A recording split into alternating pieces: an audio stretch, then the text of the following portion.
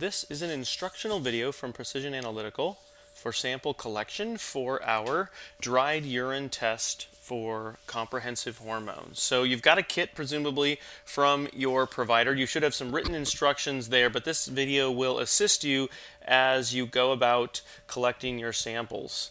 So your kit should include instructions, the urine collection devices. There are actually 5 of those, and then there's a requisition form that we need filled out entirely, a return envelope for you, and a payment card if needed. Some of you will be paying your doctor directly, some of you will be submitting payment to the lab. If that's the case, there should be a payment card in there that you can fill out with your sample. So please do complete all of the information requested. We really need to know when you collected your samples, what hormones you're taking, when your birthday is, your height, your weight. All that information is used in the report and to complete the testing. So please do that. You'll see a label, which is also a sticker, in each one of the collection devices, and so those need to be filled out entirely as well. So when you're collecting the sample, you just want to saturate the filter paper, which is the bottom part of these collection devices. You want to saturate that entirely with urine. So you can fill a cup, a clean, sterile cup, like a little party cup, a little red party cup, or paper or plastic, and just dip the collection device on the bottom part there for the filter paper, or you can urinate directly on that part of the filter paper, but we would like it to be completely saturated with urine. Then this label here needs to be filled out. You can stick it right on the handle of the collection device and then hang it up on a towel rack as is pictured here, or you can hang it up on a counter edge somewhere where it's out of the way, and let it dry for at least 24 hours, and then you can send those back into the lab. So when are we going to be collecting? So we want to collect around dinner time, around bedtime, right when you wake up, and 2 hours after you wake up. And then there's also an extra strip or collection device for a collection in the middle of the night if you wake up and urinate then. So let's just go through these real quickly. So dinner time, around 5 p.m. We don't want to see a lot of large fluid volumes. Basically the way the test works, if you're really hydrated, there's a little bit of a problem with how this thing is standardized and normalized. So as you go into the lunch hour and after the day of collection, try to keep your fluid volumes down a little bit. No caffeine definitely after lunch, and a couple hours before you collect, just cut off your fluids entirely, and we want to collect that first sample around 5 p.m. before dinner time. If your day's shifted a little bit and you're one that gets up at 9 o'clock and you go to bed at 1 a.m. and 7 o'clock makes a little bit more sense, this is a pretty approximate time. We want to be capturing that general part of the day, what's going on with your hormones. So you're going to be filling out your last name here, your first initial, and then do put the date and the time of collection. So this one would be, something like 5 p.m., and that's going to be your dinner time collection. Please do mark all of those areas on the labels. Then you're going to collect right at bedtime. This one's pretty simple. Collect at bedtime. The only distinction with this one, I would say, is if you're taking hormones, let's say you take oral progesterone at night or you put on a hormone cream at night, try to do that after your bedtime sample. So that's the best way to go there with those hormones. So on this one, again, fill it out entirely. Name, initial, date. Let's say it's maybe 11 p.m., and that's going to be your bedtime sample. And then we want an overnight sample. Now when we say overnight, when you wake up and you collect a sample right when you get up, the hormones in the urine, in the bladder, represents the overnight period. So we're calling that overnight, not morning.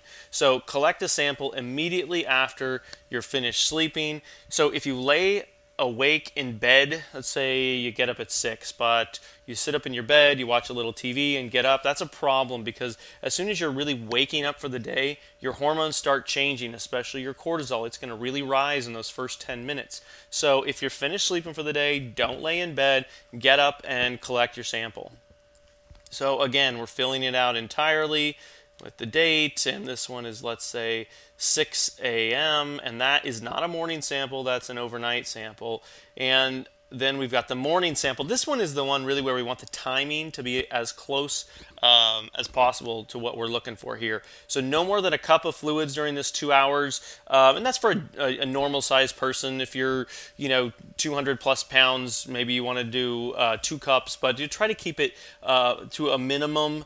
And collect as close as possible to 2 hours after waking. If you can't go at 2 hours, just drink some fluids and go as soon as you can. But we really want to standardize that as much as we can. Yes, you can eat breakfast during this period of time. Again, just keep the fluids to somewhat of a minimum and stay away from caffeinated beverages, please. If you want your morning coffee, just wait till after that sample, and then you can have as much as you like, or your normal day would have. So on this one, again, fill it out entirely, last name, first initial, date. And if you collected at 6 on the first one, this one's going to be real close to 8 a.m. I would recommend when you get up, just set a timer for 2 hours. That's really an easy way to get that one right. And then that's a morning sample. Now, what happens if you urinate during the night? This is common, not a big deal. What we want to do is there's a 5th strip to collect that sample. So get up, collect your sample, go back to bed, and then on with your collection you go. If you urinate a second time in the middle of the night, so you wake up at 12:30 and go, and you wake up at 2:30 and go, we're not collecting anything more than the first one. And I would say a tip on this one is, get that label filled out and maybe put it right on the handle of the collection device and go ahead and hang it up. And that way when you get up in the middle of the night, you don't have to turn the lights on and fumble around for the collection device. You can just grab it, saturate it, and then move on from there. If you want to collect the liquid urine in a cup and leave it somewhere safe, you can do that, and then just dip the collection device in that sample when you wake up. That would be acceptable as well. So, and again, here we're filling out the entire thing. Date, let's say this one's maybe 2 a.m. because it's the middle of the night. That is also an overnight sample. Okay, so we will figure out which overnight is which by the time, but just fill those out entirely. But that, again, is a middle of the night sample. We call it an overnight sample still. So what if you're taking hormones? You need to follow the written instructions that are there, but just also as a general rule, between the time you wake and collect and that 2-hour sample, just don't take anything. So if you're accustomed to taking some hormones in the morning, just take them after that 2-hour sample, and then there won't be any questions about that. If you're taking hormones, make sure you wash your hands before and after collection and after taking hormones, and then be careful not to touch the filter paper during the process. The samples must dry overnight, so they need to be entirely dried. If you send samples back when they're wet, that's going to be problematic as far as sample stability goes. Mail them back as soon as you can. They're stable for at least 2 weeks, but we don't want those sitting around in a plastic bag in your living room for weeks on end. Just send them in as quickly as you can. If you have to wait to send them, let's say days or a week for whatever reason, then you can let them dry, put them back in their plastic bag, and put them in a freezer for really an indefinite amount of time. So don't do that unless you have to, but if you have to, don't let them sit out at room temperature for more than a couple days. So you can send the samples by USPS. It takes 6 stamps to put on there because they're a little bit thicker than a regular letter, so they'll get delayed by a day or so if you don't put that many stamps on, because they'll get kicked out of the automated postal process, and so they take a few extra stamps to make sure that they zip through to the lab. You can send them back by FedEx or UPS. We've had maybe 2 or 3 samples lost over the course of a couple of years, so it's a little bit more reliable to send them by UPS or FedEx, but the Postal Service for the most part has been very reliable, and it's very inexpensive and very convenient to send them back that way. If you're taking a cortisol, hydrocortisone, prednisone, glucocorticoids, please do check with your healthcare provider, because those really will affect often your hormone levels, and we really need to make sure that we get the information to you that you're needing. So you might want to check with your healthcare provider if you're on one of those products. And again, please complete all the information. We do need all the information on the requisition and on the sample labels to be completed for the test. So you'll have a requisition that looks something like this, name, and all this information goes on there. We need to have all that filled out. you should have these 3 test options on your requisition. You can see this one's marked for the comprehensive hormone profile. Just as a note, if you're doing the hormone metabolite assessment only, the collection times do not need to be quite as regimented. So if that 2-hour sample in the morning becomes 3 hours or 4 hours or or whatever, it's really not that big a deal for the hormone metabolite assessment. For the advanced adrenal assessment or the comprehensive hormone profile, because of the way the cortisol changes throughout the day, we really need the timing to be the way that the instructions say, as close as you can anyways to that. So if you have questions, please contact your healthcare provider, or you can email us at info@urinehormones.com or info@precisionhormones.com. You can call us at 503-687-2050, and we thank you for testing with us. If you're taking hormones and you want a little bit more instructions on the specifics of that, hang around for a few more minutes and I'll go through some of those different scenarios with you to help put you at ease as far as whether you're doing it right or not. And we thank you for testing with us.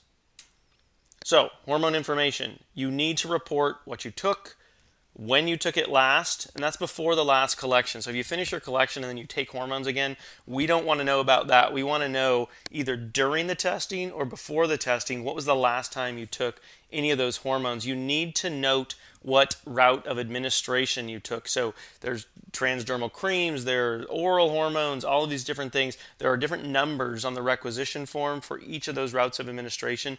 It changes expected hormone levels when you change delivery methods. So please tell us which way you took your hormones, and that will be really helpful for us and for your doctor.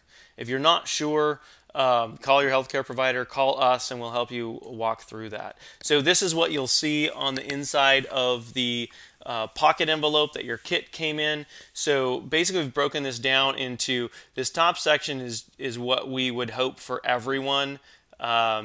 So if you take hormones at night, take them after sample number 2.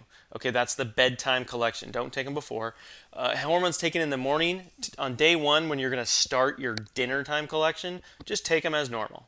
Okay, and then when you hit the next morning, wait till after you're done with that 2-hour sample, and then you can take them again.